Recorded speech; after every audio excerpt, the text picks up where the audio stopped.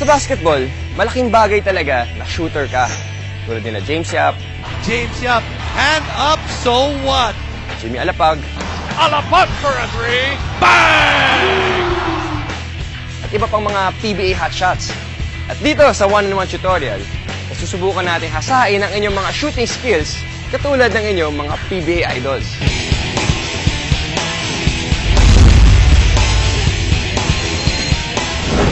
Unahin natin ang one-hand shooting drill.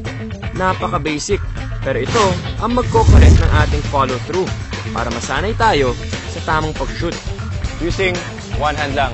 Okay? Kaya ba natin yun? Subukan natin. Sige. Ilobo pa natin. Yan. Yung mga PBA players na, ginagawa pa rin nila ito everyday before practice.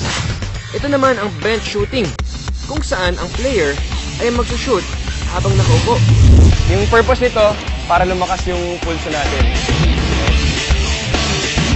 Dapat pareho pa rin yung form mo as if tumitira kayo ng regular jump shot ninyo.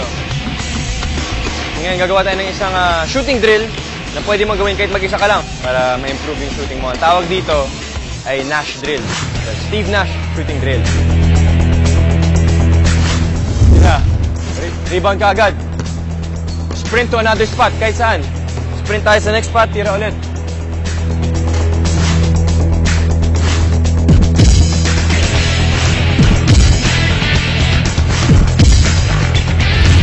Abangan ng iba pang mga basketball tips and drills dito lang sa one-on-one tutorials.